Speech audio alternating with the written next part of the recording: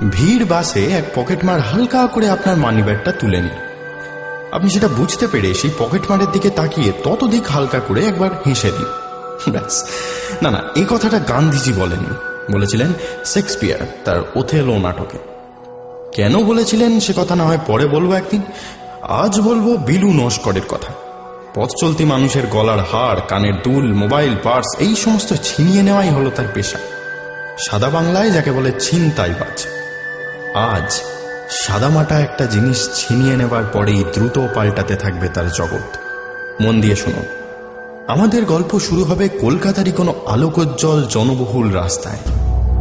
তারপর একটু একটু করে বাড়তে থাকবে অন্ধকার।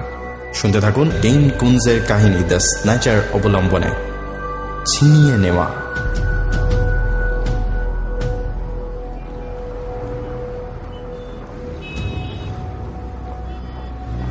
ভদ্রমহিলাকে অনেকক্ষণ ধরে লক্ষ্য করছিল বিলু। এখন সুযোগ বুঝে আরো খানিকটা কাছে সরে এলো সে। রাস্তার ফুটপাথে মানুষের ঢল নেমেছে। কিলবিলে মাকড়সার মতো একই দিকে দ্রুত পায়ে হেঁটে চলেছে তারা। অন্য কোনো দিকে তাকানোর বেশি সময় নেই। একটা সময় ছিল যখন রাস্তায় বেশি লোক থাকলে বিলুর কাজে অসুবিধা হতো। ধরা পড়লে গণপিটুনিতে প্রাণ নিয়েও সংশয় হতো।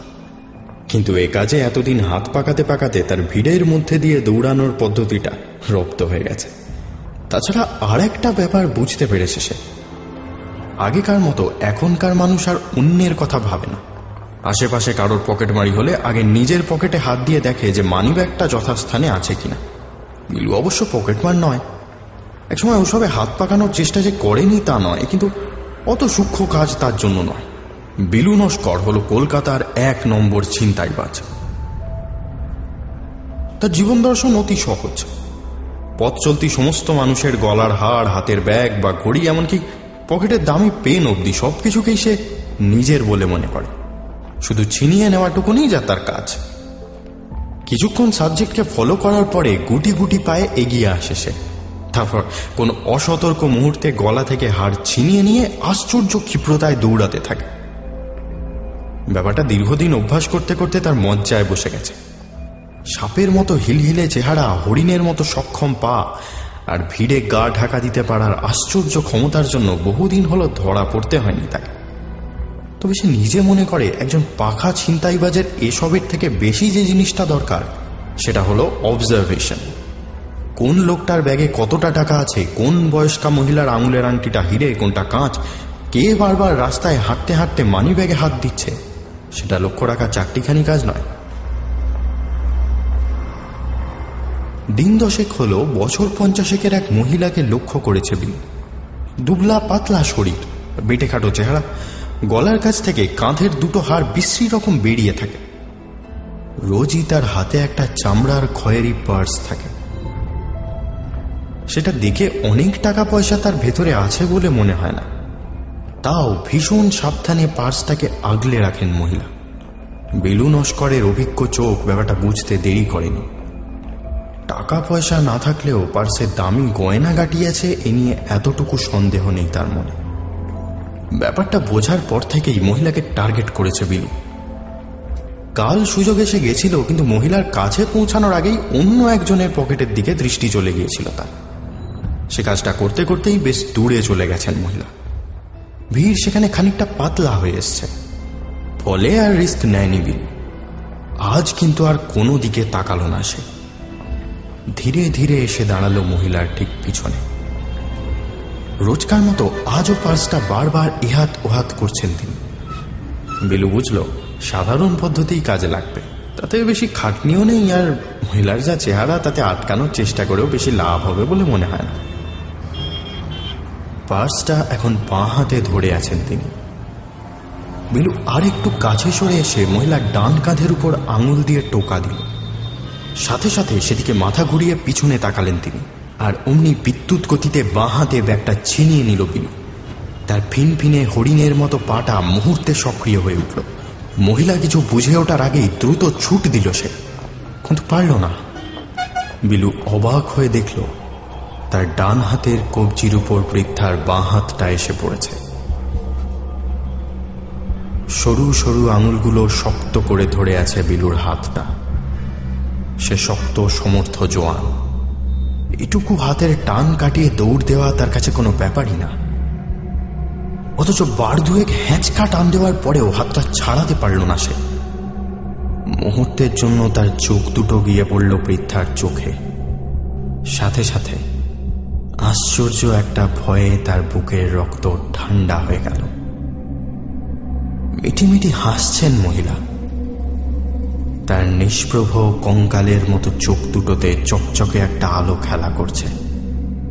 মুখের কুচকানো বলিরেখায় যেন নতুন করে রক্ত সঞ্চার হয়েছে। বিলুর মনে হলো একটা সাপের ঠান্ডা শরীর ধীরে ধীরে জড়িয়ে ধরছে তাকে। অনেক চেষ্টা করেও এক পা নড়তে পারল না সে। 5 সেকেন্ড পরে আচমকাই বিলুর হাতটা ছেড়ে দিলেন মহিলা। নিস্তেজ হয়ে আসা হাতটা নিচে নেমে এলো এক ছটকায়। বৃদ্ধা এখনো আগের মতোই তাকিয়ে আছেন তার দিকে। সেই সরু শয়তানি হাসিটা এখনো লেগে আছে তার ঠোঁটের কোণে।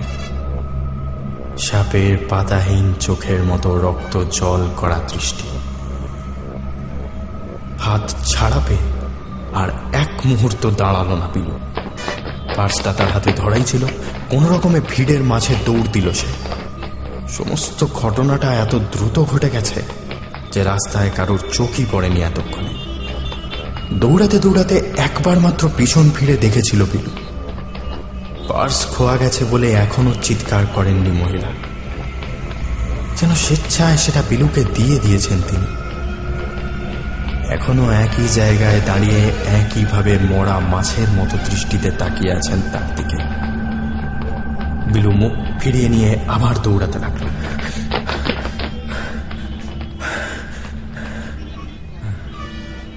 পার্ক করে রাখা গাড়ির সামনে গিয়ে দাঁড়িয়ে হাঁপাতে লাগলো বিলু। এটুকু দৌড়ানোটা তার অভ্যাস হয়ে গেছে, কিন্তু তাও হাতটা কিছুতেই শান্ত হতে চাইছে না। গাড়ির বনেটের উপর হাত রেখে বড় বড় নিঃশ্বাস নিতে লাগলো সে। শরীরটা অস্বাভাবিক রকম ক্লান্ত লাগছে। আজ আর অন্য কোনো কাজ হবে না। সকাল থেকে গোটার সাথে কাজ হয়েছে, আজকের মতো এই যথেষ্ট। হাঁপানিটা খানিকটা কমে আসতে একটু ধাতস্থ হলো বিলু। পকেট থেকে চাবি বের করে ধীরে ধীরে গিয়ে বসলো গাড়ির ভিতরে। বহু টাকা পয়সা জমানোর পর গাড়িটা ভাড়া করতে পেরেছে সে। তার যা কাজ সেটা এক জায়গায় একদিনে দুবার করা যায় না। অথচ সারাদিনে গোটা 5 বেশি ছিনতাই করতে না পারলেও দিন চলে না তার। আবার ছিনতাই করা জিনিসগুলোকে খোলা হাতে ধরে নিয়েও যাওয়া যায় না। ফলে বাধ্য হয়ে লড়ছড়ে সেকেন্ড হ্যান্ড গাড়িটা কিনতে হয়েছে তাকে। খয়েরি পার্টসটা একবার ভালো করে দেখে নিল বিলু। মোটামুটি পুরনো বলেই মনে হয় সেটা। আর কিছু না ভেবে পিছনের সিটটা তুলে তার নিচে রেখে দিল। আজ সকালে 3টে মানি ব্যাগ আর 2টো পার্স হাতিয়েছিল, সেগুলো ওখানেই পড়ে আছে। ভালো করে একবার দেখে নিয়ে গাড়িতে স্টার্ট দিল বিলু। বহু চেষ্টা করেও বৃদ্ধার মুখটা কিছুতেই ভুলতে পারছে না সে। ওইটুকু দুবলা চেহারা, অথচ হাতে কি অমানসিক জোর। নিজে থেকে ছেড়ে না দিলে কিছুতেই নড়তে পারত না বিলু। তাহলে আচমকা ছেড়েই বা দিল কেন? স্যাঁতস্যাঁতে ঠান্ডা হাত আর ক্রূর মুখটা পালিয়ে আসার সময় বিলু দেখেছে। তারই বা অর্থ কি? গাড়ি চালাতে চালাতে মোটা বারবার এইসব খেয়ালে ডুবে যাচ্ছিল। খানিকক্ষণ পর আচমকাই চটক ভাঙল তার। না, কোনো গাড়ির সামনে এসে পড়েনি, বরঞ্চ আওয়াজটা আসছে পিছন থেকে। খুব মিহি নিঃশ্বাসের শব্দ, ঠিক ঝড়ের আগে গাছের পাতায় যেমন শব্দ হয়। বিলুর মনে হয় গাড়ির পিছনের সিটে কেউ এসে বসেছে। স্টিয়ারিংয়ে হাত রেখেই পিছনে ফেরে বিলু। ফাঁকা সিটটার উপর এখনো আগের মতোই রোদ এসে পড়েছে। আমার মাথাটা আজ খিঁচড়ে আছে। মুখ খুঁড়িয়ে আবার গাড়ি চালাতে থাকে সে।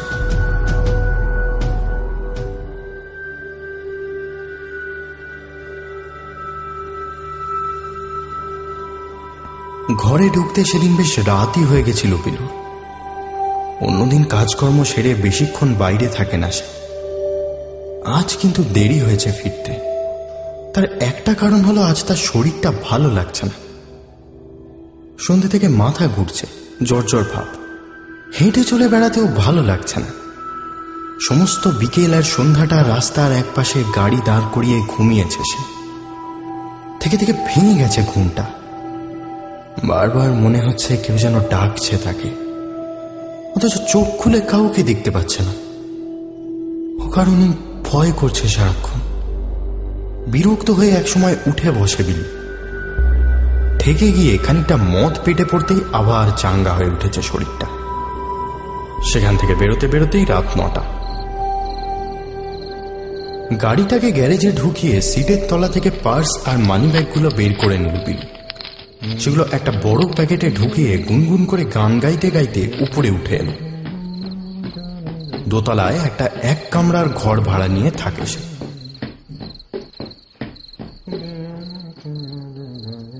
দরজা খুলে ঘরের আলো জ্বেলে দিল সে। তারপর হাতের ব্যাগটা বিছানার উপর ছুঁড়ে ফেলে লম্বা হয়ে শুয়ে পড়ল। টিউবলাইটের আলোটা দিন দিন কমে আসছে। এই সাথে পাখাটার ক্লান্ত ব্লেডগুলো নড়তে চাইছে না। পাশের ঘর থেকে টিভির আওয়াজ ভেসে আসছে। বেশ কিছুক্ষণ সেইভাবে শুয়ে থাকার পর ধীরে ধীরে খানিকটা জোর পেল সে। পাশেই আজকের আমদানি করা জিনিসগুলো পড়ে আছে। উঠে বসল পিলু। প্রথমেই চোখে পড়ল খয়েরি পার্সটার দিকে। সেটাই আগে খুলতে ইচ্ছা করলো, কিন্তু কি যেন ভেবে অন্য ব্যাগগুলোই আগে টেনে নিল সে। খয়েরি ব্যাগটায় ভালো কিছু থাকার সম্ভাবনা আছে। ছোট বড় 5খানা ব্যাগ থেকে জিনিসগুলো বের করে বিছানার উপর বিছিয়ে রাখল সে। সব জিনিস তার কাজে লাগবে না। কয়েকটা এটিএম কার্ড, কিছু ড্রাইভিং লাইসেন্স, ভোটার আইডি, এইসব। মনে মনে হাসল বিলি। টাকা পয়সাগুলোর থেকে এগুলোর জন্যই মানুষ বেশি হাহাকার করে, অথচ যে ছিনতাই করে তার নিজের এইসব কাগজপত্র দরকার লাগে না। অদরকারি জিনিসগুলো একটা কাগজের প্যাকেটে ঢুকিয়ে নিল সে। একটু রাতের দিকে ছাদে গিয়ে পুড়িয়ে ফেলতে হবে। প্যাকেটটা সরিয়ে রেখে খয়েরি ব্যাগটা হাতে তুলে নিল বিলি। চামড়াটা বয়সের ভারে এদিক ওদিক খানিকটা ফেটে ফুটে গেলেও বেশ মসৃণ আছে এখন। খানিকটা ভারী বলা যায়। ওসব বাইরে থেকে হাত দিয়ে বোঝার উপায় নেই তার ভিতরে কি আছে। পিলুর মনটা খুশিতে ভরে উঠল। সোনাদানা না থাক, বেশি করে টাকা থাকলেও তার পরিশ্রম সার্থক হবে। উৎসাহের চোটে বৃদ্ধার চোখ দুটোর কথা ভুলেই গেছিল সে। মিহি জং ধরা চেনটাতে আলতো করে টান দিতে সেটা খুলল না। সম্ভবত খুব একটা খোলা হতো না সেটা। হাত বাড়িয়ে একটা তেলের শিশি বের করে 2 ফোঁটা তেল চেনের উপর ঢেলে নিল সে। তারপর আবার আগের থেকে একটু জোরে টান দিতে খুলে গেল পার্সটা। সেটা ফাঁক করে ধরে কিন্তু অবাক হলো সে। ভিতরটা ফাঁকা, শুধু এক ফালি অন্ধকার ছাড়া আর কিছুই নেই সেখানে। সেটা আছড়ে ফেলে আবার বিছানায় শুয়ে পড়ল বিলু। এত কিছু ভাবার পরে শেষে আলোর দিকে তাকিয়ে থাকতে থাকতে একটা ব্যাপার ভেবে ভারী অবাক লাগলো বিলুর। আলোটা জ্বলছিল তার মাথার উপরে, অর্থাৎ আলোটা ব্যাগের ভিতরেও গিয়ে পড়েছিল। ব্যাগ যদি ফাঁকাও থাকে তাহলে তার ভিতরে অন্ধকার থাকবে না। অথচ বিলুর স্পষ্ট মনে আছে ব্যাগের ভিতরটা ঘন কালো অন্ধকার ঢেকে রেখেছিল। ধীরে ধীরে উঠে বসল বিলু। তার মাথার ভিতরটা আবার ঝিনঝিন করতে শুরু করেছে। একটু দূরেই পড়ে আছে ব্যাগটা। খয়েরি চামড়াটা সাদা আলোয় এখনো চিকচিক করছে। ধীরে ধীরে সেটা হাতে তুলে নিল বিলু। সেটা খোলাই ছিল, সেটা ফাঁক করে ধরল সে। আশ্চর্য, এখনো আগের মতোই অন্ধকার হয়ে আছে ভিতরটা। তবে নিকষ অন্ধকার নয়। মনে হলো যেন অন্ধকারটা জীবিত, দেওয়ালের ফুটো দিয়ে রাতের আকাশের দিকে তাকিয়ে থাকলে যেমন দেখায়, ঠিক তেমনই একটা অন্ধকার আকাশ দেখা যাচ্ছে পার্সের ফাঁক দিয়ে। কিছুক্ষণ তাকিয়ে থাকতে থাকতে অবাক হয়ে বিলু দেখল অন্ধকারের মধ্যে কয়েকটা আলোর বিন্দু ফুটে উঠছে। অবাক হয়ে সেদিকে তাকিয়ে রইল সে। ধীরে ধীরে মনে হলো সেই গাঢ় অন্ধকারের ভিতর থেকে দুটো চোখ তাকিয়ে আছে তার দিকে। কয়েক পলক নিস্তব্ধে সেও তাকিয়ে থাকল। মনে মনে ধারণাটা আরো বদ্ধমূল হচ্ছে। অন্তহীন সেই আকাশের দিকে তাকিয়ে কেমন নেশা লাগলো তার। মুখের সামনে থেকে পার্সটা সরিয়ে বাঁ হাতে সেটা ধরে ডান হাতটা ধীরে ধীরে তার ভিতরে ঢুকিয়ে দিল বিলু। আর দিতেই সে অবাক হয়ে গেল। ব্যাগটা চওড়ায় বড়সড় হলেও ইঞ্চি সাতেকের বেশি গভীর নয়। তাও পার্সের নিচে হাত আটকাল না তার। কোনই অবধি ব্যাগের অন্ধকারের মধ্যে ঢোকাতেই ভয় করতে লাগলো বিলুর। পার্সটা যে সাধারণ কিছু নয় তা এতক্ষণে সে বুঝতে পেরেছে। অস্বাভাবিক ঠান্ডা একটা অনুভূতি খেলা করছে তার ডান হাতের আঙুলে। বিলুর মনে হলো তার কনুইয়ের ওপার থেকে হাতটা মহাবিশ্বের আকাশ পেরিয়ে এক অজানা দ্বিতীয় বিশ্বের আকাশ ফুঁড়ে বেরিয়েছে, যার সন্ধান আজ অব্দি কেউ পায়নি। আচমকা একটা অদ্ভুত ভয়ে বিলুর শিরদাঁড়া কেঁপে উঠল। তার ঠান্ডা হাতের আঙুলে এখন আর একটা হাতের ছোঁয়া লাগছে।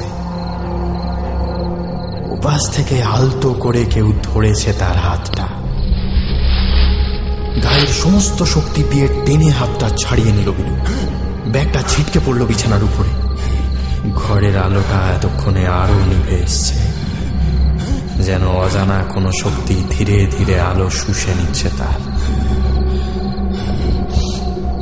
বিলু বহু চেষ্টা করেও মুখ দিয়ে আওয়াজ বের করতে পারে না।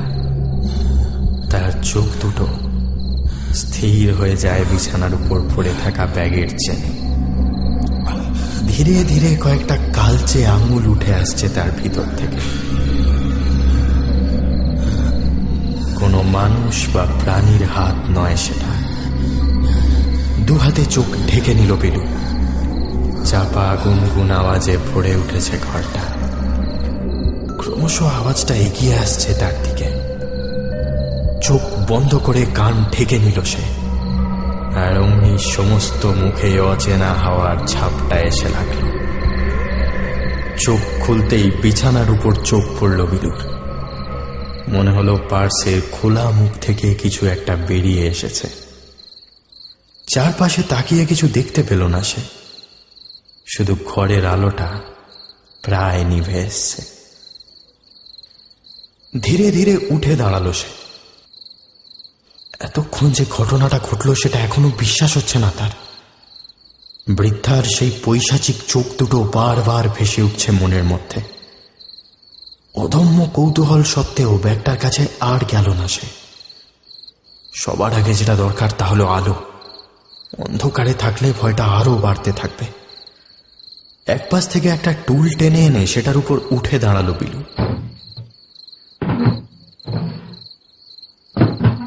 আঙুলের ছোঁয়ায় ধীরে ধীরে ঘোরাতে লাগলো টিউবটাকে। একটু একটু করে বাড়তে লাগলো আলোটা। আর সাথে সাথে বিলুর মনে হলো তার পায়ের পিছন থেকে ঠান্ডা সাপের মতো হিলহিলিয়ে কিছু একটা উপরে উঠে আসছে। পড়ে যাওয়ার আগে নিজেকে সামলে নিল সে। পিছনে ফিরে আর কাউকে দেখতে পেল না। আবার আগের মতো অন্ধকার ছড়িয়ে পড়ল ঘরে। বিলু বুঝল পার্সের ওপার থেকে যেই এসে থাকুক না কেন সে ইচ্ছা মতো হাওয়ায় মিশে যেতে পারে। তখন আর আলাদা করে তাকে দেখার উপায় থাকে না, শুধু ঘরের আলোয় বেড়ে ওঠা অন্ধকারটুকুনি ছাড়া। অল্প আলোয় পার্সটার দিকে তাকাতেই অদ্ভুত একটা খেয়াল মাথায় এলো তার। মনে হলো পার্সটা যেমন এখন ঘরের ভিতরে আছে তিনি ঘরটাও পার্সের ভিতরে নেই তো। অবশ পা দুটো ধীরে ধীরে এগিয়ে গেল সেটার দিকে। খোলা চেনটা এখনো অনেকখানি ফাঁক হয়ে আছে। বিলুর প্রায় বুজে আসা চোখ দুটো অবাক হয়ে দেখল এখন সেই অন্তহীন অন্ধকারের মধ্যে অনেকগুলো তারা ফুটে উঠছে, একটু একটু করে বড় হচ্ছে তারা। পিছন থেকে গুনগুন করে আবার সেই আওয়াজটা আসতে পিছন ফেরে বিলু। আবার বেড়ে উঠছে ঘরের আলো। না, বাড়ছে না। সমস্ত ঘরে ছড়িয়ে থাকা অন্ধকারটা এখন দরজার ঠিক সামনেটায় গিয়ে জড়ো হচ্ছে। অনেকটা মানুষের মতোই রূপ নিচ্ছে যেন। মাথা, বুক, গলা। বিলু ভালো করে দেখার চেষ্টা করতেই আরো বেশি করে ফুটে উঠল সেটা। তার শরীরের রক্ত এখন শিরা উপশিরার মাঝেই থমকে দাঁড়িয়ে আছে। হৃৎপিণ্ডটাও হয়তো কাজ বন্ধ করেছে অনেকক্ষণ আগে। গলার কাছে জমে থাকা নিঃশ্বাস টুটি টিপে ধরেছে তা। অথচ বিলুর চোখ দুটো এখনো বেশ স্পষ্ট দেখতে পাচ্ছে। অন্ধকার জমতে জমতে এখন একটা নারী মূর্তিতে পরিণত হয়েছে। অন্তত 6.5 ফুট লম্বা তার শরীর। সাদা ফিনফিনে কাপড় জড়িয়ে দাঁড়িয়ে আছে সে। সেই কাপড়েই ঘোমটার মতো মুখ ঢাকা। কে তুমি? বিলুর গলার কাছে জমে থাকা বাতাসটা এক ধাক্কায় ফিরিয়ে আসে। নারী মূর্তি উত্তর দেয় না, বরঞ্চ ধীরে ধীরে ডান হাতটা বাড়িয়ে দেয় বিলুর দিকে, যেন ইশারায় ধরতে বলে হাতটা। সেই গুনগুন আওয়াজটা এখন সুরের মতো শোনায়। এক পা করে নারী মূর্তির সামনে গিয়ে দাঁড়ায় বিলু। কয়েক সেকেন্ডের মধ্যে সাদা কাপড়ে ঢাকা মেয়েটার শরীরটা খানিকটা ছোট হয়ে এসেছে। এখন তার বাড়ানো হাতটা বিলুর বুকের কাছে। সেই হাতের উপর একটা হাত রাখে বিলু। কেমন যেন স্যাঁত স্যাঁতে ভাব। হাতের ভিতরে যেন রক্তের বদলে রক্তের চেয়ে ঘন কোনো তরল খেলা করছে। এখনো সাদা কাপড়ে মুখ ঢেকে আছে সে, অথচ বিলুর মনে হয় এটা যেন হাসছে। হাতের উপর অল্প টান অনুভব করে সে। একটু একটু করে মেয়েটা বিছানার দিকে টানছে তাকে। সাদা কাপড়ে ঢাকা মাথাটা বুকের উপর ঝুঁকে পড়ে, অল্প অল্প দুলতে থাকে। পিছন করে অবাক হয়ে যায় বিলু। পার্সের মুখটা এতক্ষণে অনেক বড় হয়ে গেছে, অথবা তাদের নিজেদের শরীরটা অস্বাভাবিক রকম ছোট হয়ে গেছে। সেই খোলা মুখের ভিতর থেকে অন্ধকারের ঢেউ এসে ঢুকছে ঘরের ভিতরে। অন্ধকারের কোল জুড়ে বিরাট চেহারার তারাগুলো বিদ্যুতের মতো ঝলসে উঠছে বারবার। একবার থমকে দাঁড়ায় বিলু।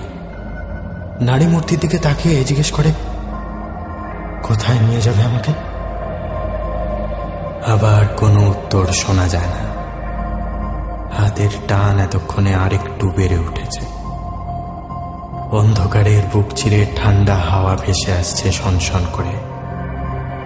সেই সাথে মিহি সেই সুর বেজে চলেছে। একবার ভেবে নেয় বিলু, এই জগতে আছেই বাকি তার জন্য।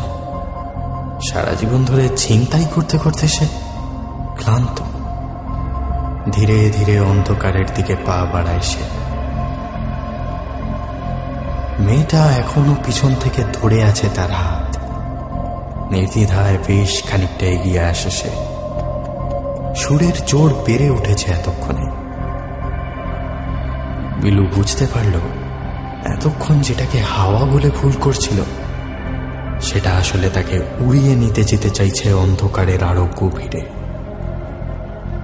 মহাকর্ষের মতো অমানবিক আকর্ষণে জীবিত অন্ধকার টানছে তাকে, এত তীব্র যে সেটাকেই আগে হাওয়া মনে হয়েছিল তার। এই প্রথম অস্বস্তি লাগে বিলুর। নিঃশ্বাস নিতে কষ্ট হয় তার। অদৃশ্য একটা সিরিঞ্জ দিয়ে কেউ গা থেকে সমস্ত রক্ত টেনে নিচ্ছে। মেয়েটার কথা মনে পড়ল বিলুর।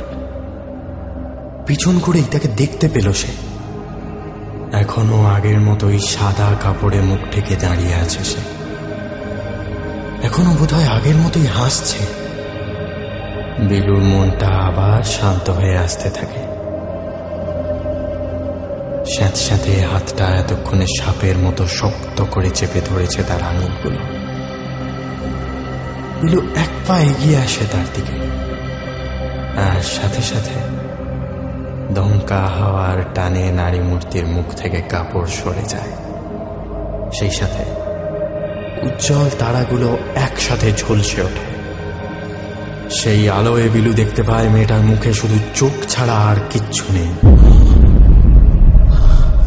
তবে একটা নয়, দুটো নয়, পলকহীন ছটা চোখে মেয়েটা তাকিয়ে আছে তার দিকে। মুখ নেই, তবু মনে হয় সে হাসছে। নির্মম পৈশাচিক সেই হাসি একবার দেখেই বিলু বুঝতে পারল তার শরীর থেকে প্রাণ চলে গেছে অনেকক্ষণ আগে। সে উঠে দাঁড়ানোর চেষ্টা করল, কিন্তু ততক্ষণে অন্ধকারের গভীর থেকে অজস্র নাগ পাশ এসে চেপে ধরেছে তাকে। মুখ দিয়ে শব্দ বের করতে গিয়েও পারল না সে। তার জীবিত নিস্তেজ শরীরটা অচেনা আকাশের গা বেয়ে ক্রমশ ছুটে চলেছে আরো গভীরে, আরো ঘন অন্ধকারের দিকে।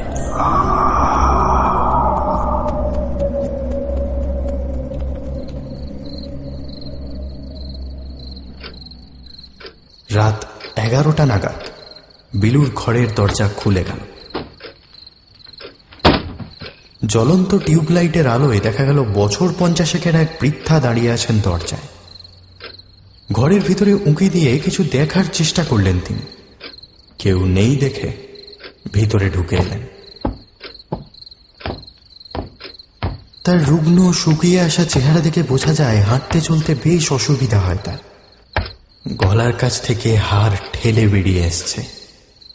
গোটা মুখ জুড়ে অজস্র বলি রেখার ছাপ। ঘরে ঢুকেই বিছানার উপর চোখ পড়ল তার। চামড়ার খয়েরি পার্সটা এখনো পড়ে আছে সেখানে। সেটা চিনতেই বৃদ্ধার ক্লান্ত মুখে একটা হাসি ফুটে উঠল। একটু একটু করে এগিয়ে এসে বিছানার উপর থেকে পার্সটা তুলে নিলেন তিনি। পরম মমতায় চামড়ার উপর হাত বুলাতে লাগলেন। লক্ষ্য করলেন পার্সের চেনটা খোলা আছে। সেটা মুখের সামনে এনে চেনের ভিতরে কি যেন দেখার চেষ্টা করলেন। সরু একটা হাসি ফুটে উঠল তার মুখে। সেইভাবে দাঁড়িয়ে থাকলেন কিছুক্ষণ। তারপর আচমকা এক টানে পার্সের চেনটা বন্ধ করে দিলেন তিনি।